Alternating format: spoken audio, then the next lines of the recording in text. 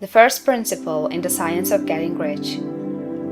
Thought is the only power which can produce tangible riches from the formless substance. The stuff from which all things are made is a substance which thinks, and the thought of form in this substance produces the form. Original substance moves according to its thoughts. Every form and process you see in nature is the visible expression of a thought in original substance. As the formless stuff thinks of a form, it takes that form. As it thinks of a motion, it makes that motion. That is the way all things were created. We live in a thought world, which is part of a thought universe. The thought of a moving universe extended throughout formless substance, and the thinking stuff moving according to that thought took the form of systems of planets and maintains that form.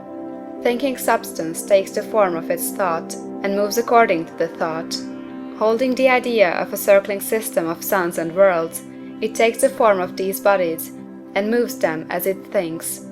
Thinking the form of a slow-growing oak tree, it moves accordingly and produces the tree, though centuries may be required to do the work. In creating, the formless seems to move according to the lines of motion it has established. The thought of an oak tree does not cause the instant formation of a full-grown tree, but it does start in motion the forces which will produce the tree along established lines of growth. Every thought of form held in thinking substance causes the creation of the form, but always, or at least generally, along lines of growth and action already established. The thought of a house of a certain construction, if it were impressed upon formless substance, might not cause the instant formation of the house, but it would cause the turning of creative energies already working in trade and commerce into such channels as to result in the speedy building of the house. And if there were no existing channels through which the creative energy could work, then the house would be formed directly from primal substance, without waiting for the slow processes of the organic and inorganic world. No thought of form can be impressed upon original substance without causing the creation of the form. Man is a thinking center, and can originate thought. All the forms that man fashions with his hands must first exist in his thought. He cannot shape a thing until he has thought that thing. And so far man has confined his efforts wholly to the work of his hands. He has applied manual labor to the world of forms, seeking to change or modify those already existing. He has never thought of trying to cause the creation of new forms by impressing his thoughts upon formless substance.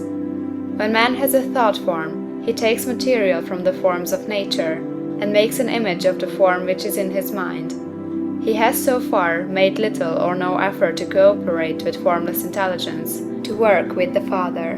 He has not dreamed that he can do what he seeth the Father doing. Man reshapes and modifies existing forms by manual labor. He has given no attention to the question whether he may not produce things from formless substance by communicating his thoughts to it. We propose to prove that he may do so, to prove that any man or woman may do so, and to show how. As our first step, we must lay down three fundamental propositions. First, we assert that there is one original formless stuff, or substance, from which all things are made. All the seemingly many elements are but different presentations of one element. All the many forms found in organic and inorganic nature are but different shapes, made from the same stuff. And this stuff is thinking stuff. A thought held in it produces the form of the thought. Thought, in thinking substance, produces shapes. Man is a thinking center, capable of original thought. If man can communicate his thought to original thinking substance, he can cause the creation or formation of the thing he thinks about. To summarize this, there is a thinking stuff from which all things are made, and which, in its original state, permeates, penetrates, and fills the interspaces of the universe. A thought, in this substance, produces the thing that is imaged by the thought.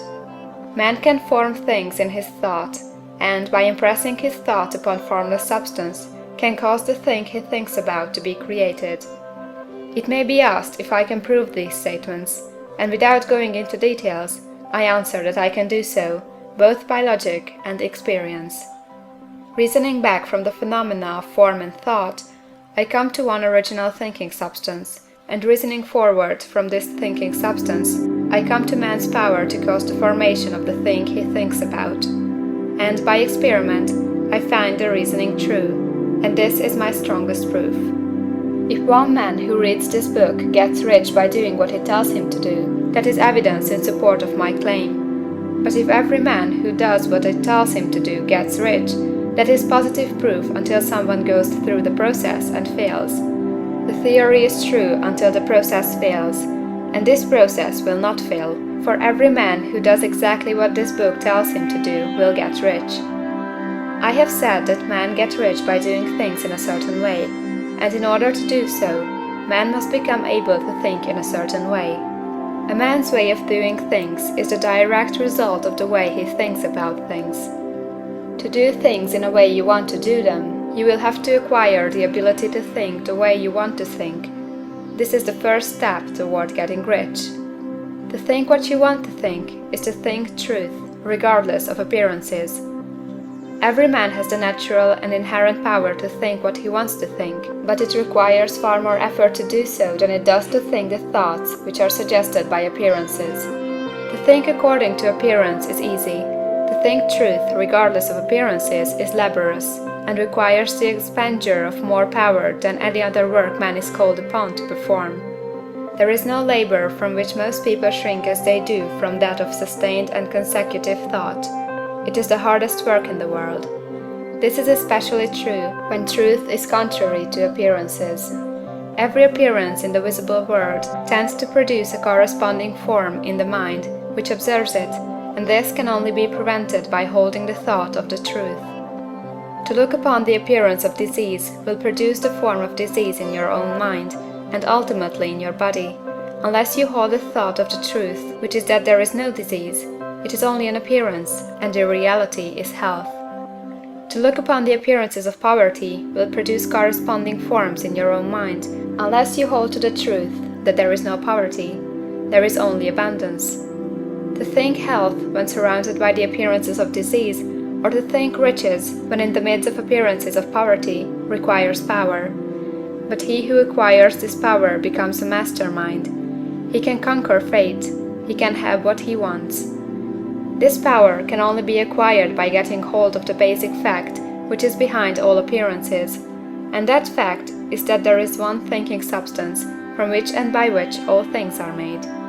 Then we must grasp the truth that every thought held in this substance becomes a form, and that man can so impress his thoughts upon it as to cause them to take form and become visible things.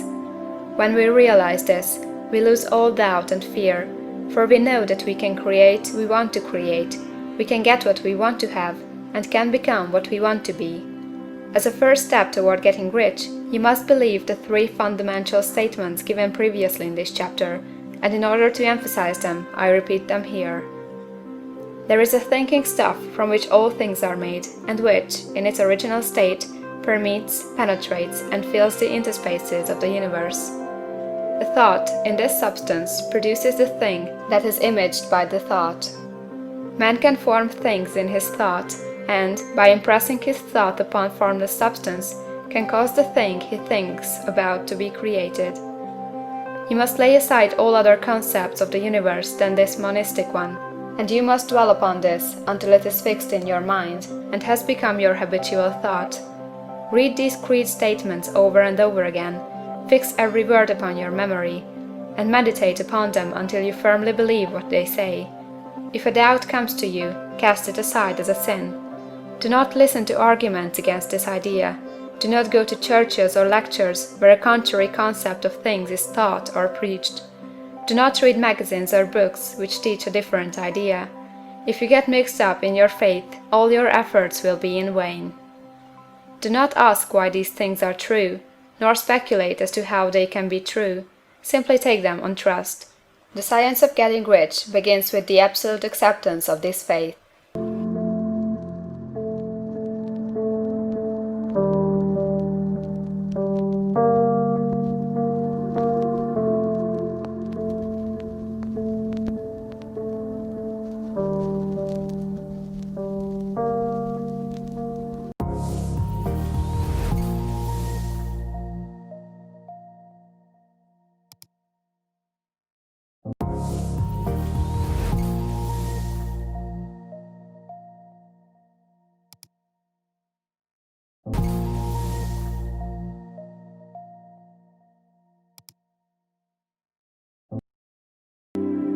When I say that you do not have to drive sharp bargains, I do not mean that you do not have to drive any bargains at all, or that you are above the necessity for having any dealings with your fellow men. I mean that you will not need to deal with them unfairly.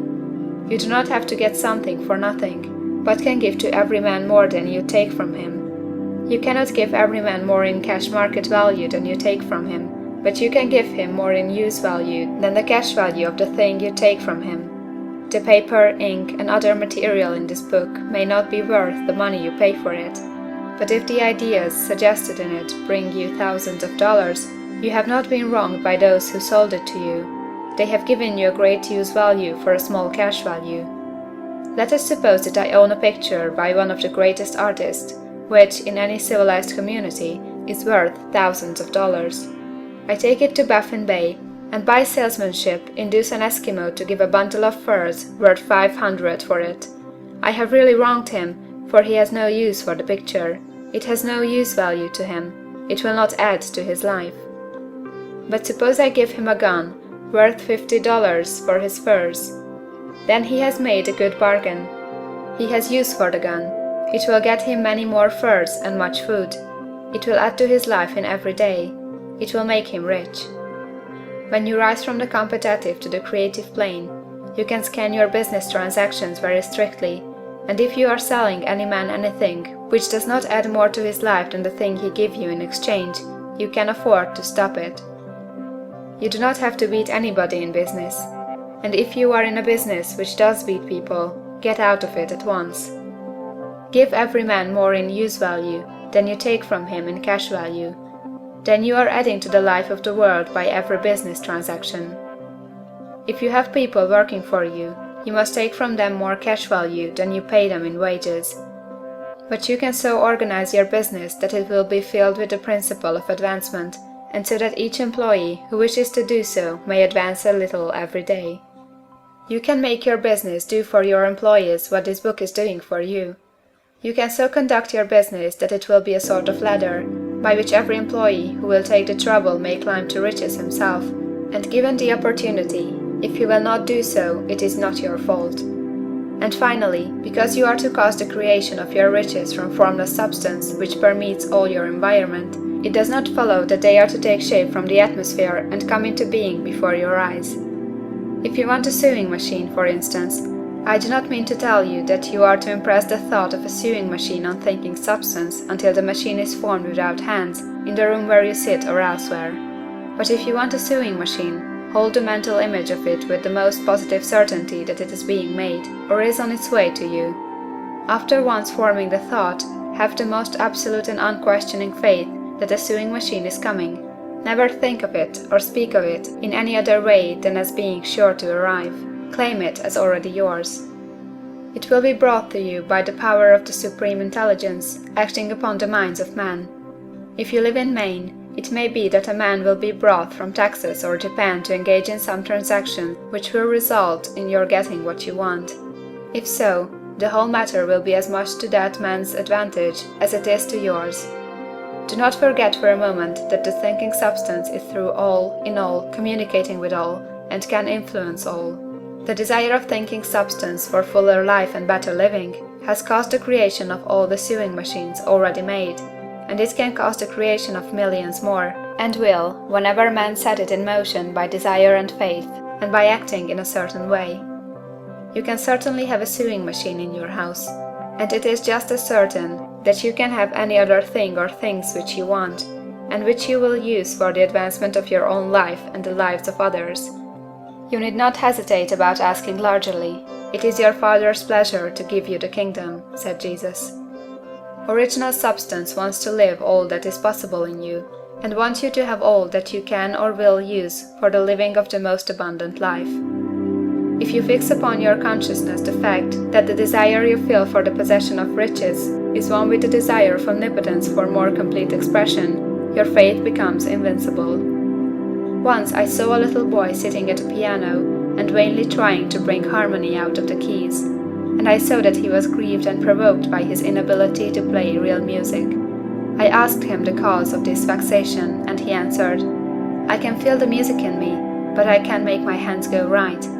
The music in him was the urge of original substance, containing all the possibilities of all life. All that there is of music was seeking expression through the child.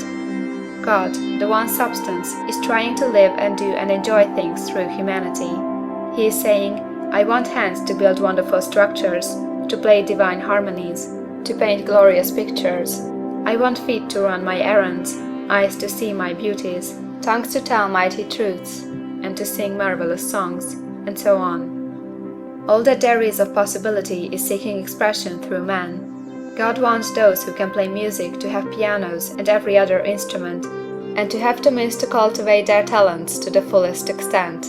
He wants those who can appreciate beauty to be able to surround themselves with beautiful things. He wants those who can discern the truth to have every opportunity to travel and observe. He wants those who can appreciate dress to be beautifully clothed, and those who can appreciate good food to be luxuriously fed. He wants all these things because it is himself that enjoys and appreciates them. It is God who wants to play and sing and enjoy beauty and proclaim truth and wear fine clothes and eat good foods. It is God that worketh in you to will and to do, said Paul. The desire you feel for riches is the infinite seeking to express himself in you, as he sought to find expression in the little boy at the piano. So you need not hesitate to ask largely. Your part is to focalize and express the desire to God. This is a difficult point with most people. They retain something of the old idea that poverty and self-sacrifice are pleasing to God. They look upon poverty as a part of the plan, a necessity of nature. They have the idea that God has finished his work and made all that he can make, and that the majority of men must stay poor, because there is not enough to go around. They hold so much to this erroneous thought that they feel ashamed to ask for wealth. They try not to want more than a very modest competence, just enough to make them fairly comfortable. I recall now a case of one student who was told that he must get in mind a clear picture of the things he desired, so that the creative thought of them might be impressed on formless substance. He was a very poor man, living in a rented house and having only what he earned from day to day, and he could not grasp the fact that all wealth was his. So, after thinking the matter over, he decided that he might reasonably ask for a new rug on the floor of his best room and an anthracite coal stove to heat the house during the cold winter. Following the instructions given in this book, he obtained these things in a few months, and then it dawned upon him that he had not asked enough. He went through the house in which he lived, and planned all the improvements he would like to make in it. He mentally added a bay window here, a room there, until it was complete in his mind as his ideal home, and then he planned its furnishings. Holding the whole picture in his mind, he began living in the certain way, and moving toward what he wanted, and he owns the house now, and is rebuilding it after the form of his mental image, and now, with still larger faith, he is going on to get greater things. It has been unto him according to his faith, and it is so with you and with all of us.